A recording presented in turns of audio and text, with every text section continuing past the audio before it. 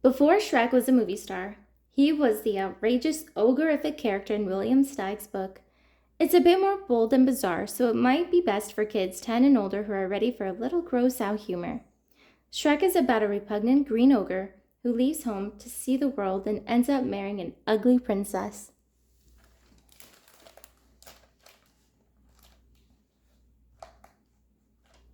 Featuring Shrek. His mother was ugly and his father was ugly, but Shrek was uglier than the two of them put together.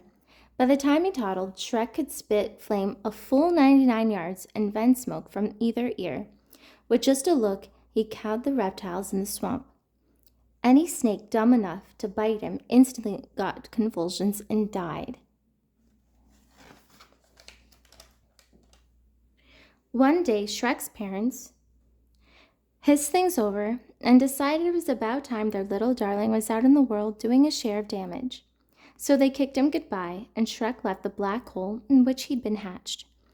Shrek went slogging along the road, giving off his awful fumes. It delighted him to see the flowers bend aside and the trees lean away to let him go by.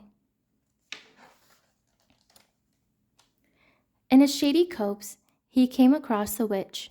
She was busy boiling bats in turpentine and turtle juice, and as she stirred, she crooned, "This is the way I cook my bats. Stir my bats, taste my bats, season my bats in the morning, stew and brew and chew my bats, diddle and fiddle and faddle my bats early in the morning." What a lovely stench! Shrek cackled.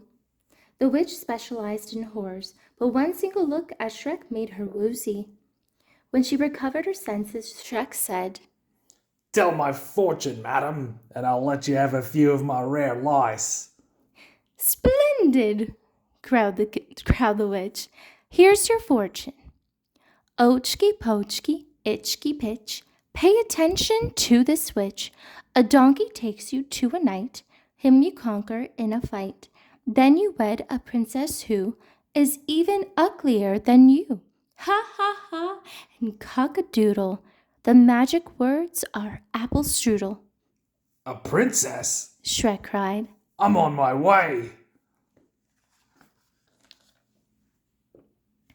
Soon he came upon a peasant singing and scything.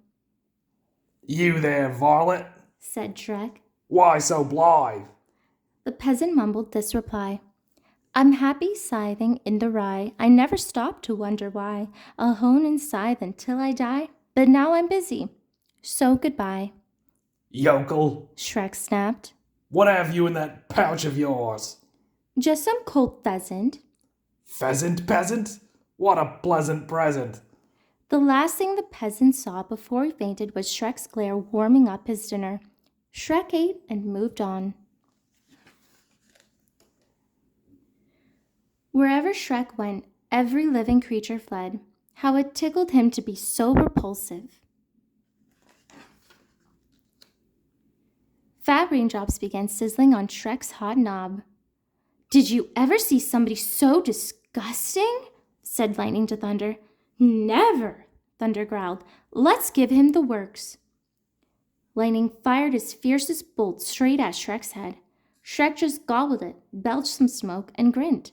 Lightning, thunder, and rain departed. In high spirits, Shrek stalked on. At the edge of a woods, he found this warning nailed to a tree. "Hearken, stranger, shun the danger. If you plan to stay the same, you'd best go back from whence you came." Shrek, of course, swaggered right past. And sure enough, a little way into the woods, a whopper of a dragon barred his path. Shrek smiled and bowed. The dragon slammed him to the ground, but Shrek just lay there. He was amused. The irascible dragon was preparing to separate Shrek from his noggin, but Shrek got in between the eyes with a putrid blue flame. The poor dragon thudded over, unconscious for the day. An hour later, Shrek himself was unconscious. He had fallen asleep along the way. He dreamed he was in a field of flowers where children frolicked and birds warbled. Some of the children kept hugging and kissing him, and there was nothing he could do to make them stop. He woke up in a daze, babbling like a baby. It was only a bad dream. A horrible dream. Shrek wandered on. He was wondering if he'd ever meet his princess when he saw a donkey grazing. Was this the donkey the witch had foretold? Shrek hurried over and tried the magic words. Apple strudel. The donkey raised his sleepy eyes and brayed. I gazed in the green as I grazed in the green, seeking out the clover. I laze and spend my days in the green, a chewing, chomping rover. You jabbering jackass. Shrek screamed. Aren't you supposed to take me somewhere? I am. To the nutty knight, who guards the entrance to the crazy castle, where the repulsive princess waits. Then take. Shrek shrieked, and he hopped onto the donkey's back. They soon came to a drawbridge where a suit of armor stood. Shrek knocked on the breastplate and demanded, Who dwells inside this armor and also in yonder castle? "In here, fearless knight, in there a well-born fright," was the answer. It's my princess, Said Shrek. the one I'm to wed. "Over my dead body," roared the fearless knight. Over your dead body. Shrek agreed. "Not so brave, thou churlish knave," countered the knight. Do me the honor to step aside so Shrek can go and meet his bride. Shrek commanded. Magician's mercury, plumber's lead, I smite your stupid scabby head. And the knight smote. Shrek popped his eyes, opened his trap, and bellowed a blast of fire. The knight, red hot, dove into the stagnant moat. With a nasty snort of triumph, Shrek crossed the bridge and marched into the castle. And there, for the first time ever, he found out what fear was. All around him were hundreds of hideous creatures. He was so appalled he could barely manage to spit a bit of flame. All those horrid others spat back. He started to run. They all ran. He lashed out the nearest one. But what he struck was glass.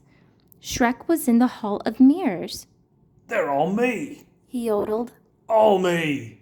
He faced himself, full of rapid self-esteem, happier than ever to be exactly what he was. He strode on in, and his fat lips fell open.